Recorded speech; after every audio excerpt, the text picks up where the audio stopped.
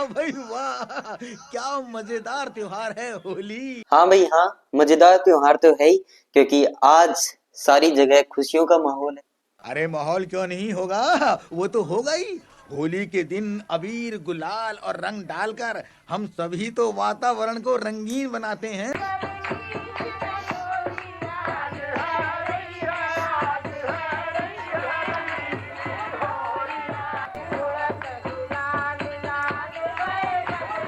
होली के इस अवसर पे पूरी प्रकृति भी संसार को खुशनुमा और रंगीन बनाने का एक बड़ा काम करती है।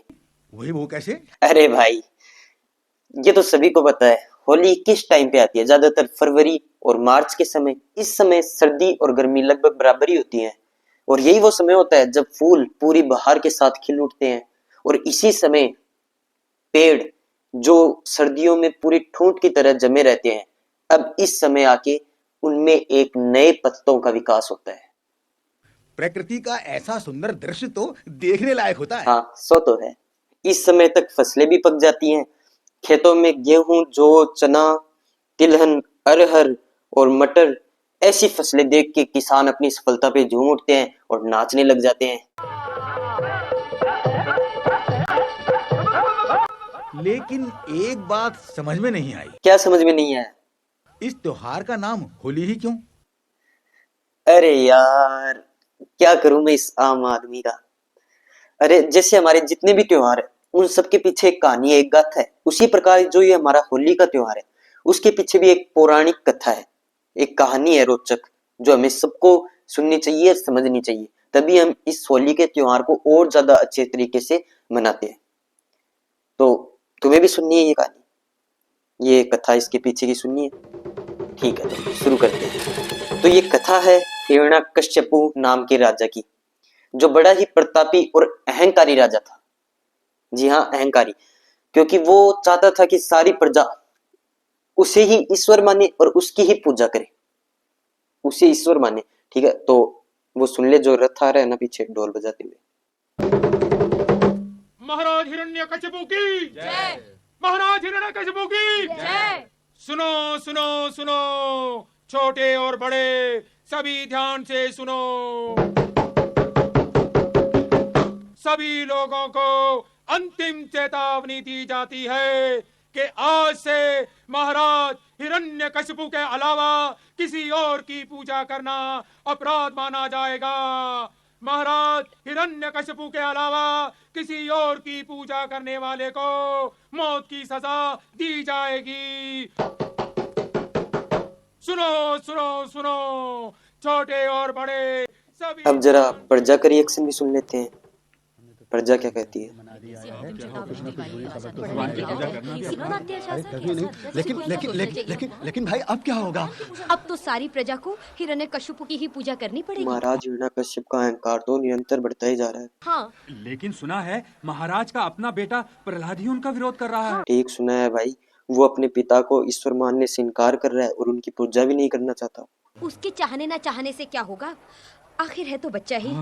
मगर सुना है उसका पिता तो उसे अपने ईश्वर बनाने में तुला हुआ है और उस पर अत्याचार कर रहा है। अब क्या होगा? क्या होगा? वाकई ऐसा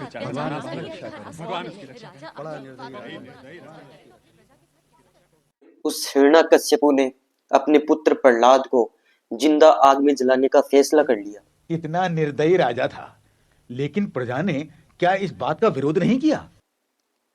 प्रजा ने कोशिश की ना, पर वो जो राजा था बड़ा ही क्रूर निर्दयी होने के साथ अहंकारी भी था।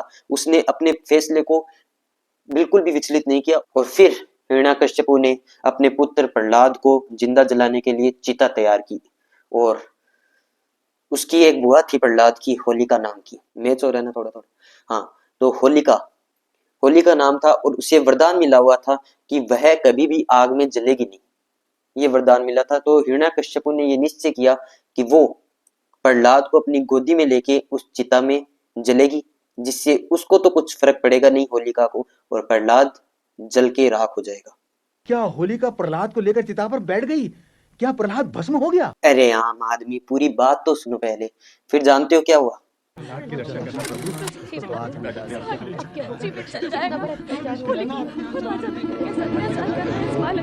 अरे आश्चर्य, वो देखो अरे अरे ये क्या? भक्त प्रहलाद जल्दी चिता में से मुस्कुराता हुआ बाहर आ रहा है। हाँ भैया, और वो देखो होलिका खुद जल रही है। निर्दयी होलिका ने प्रहलाद को जलाने का जो दुष्कर्म किया, उसका तो ऐसा फल मिलना ही चाहिए था।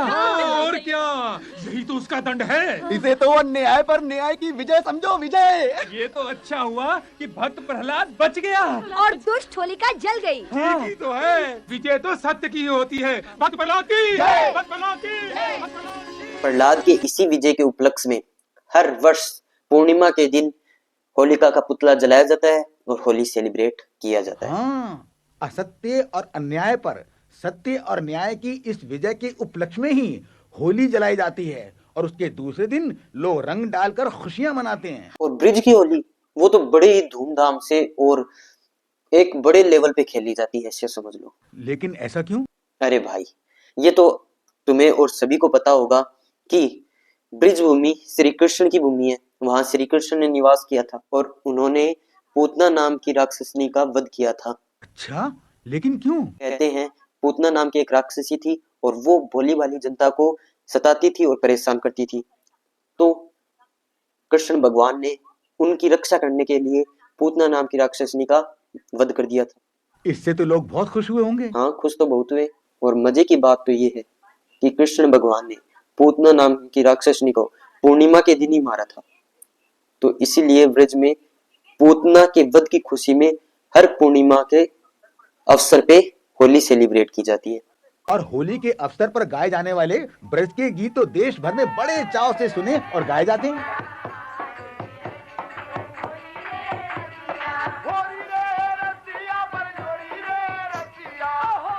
अच्छा लगा आपको ये होली का रंगारंग कार्यक्रम और एक आम आदमी के साथ पॉडकास्ट, उसका नहीं पूरी होली का, उसके बारे में समझा, में जाना कि होली का अतीत क्या है, उसको हम किस लिए इतना बड़ा त्योहार मान के सेलिब्रेट करते हैं।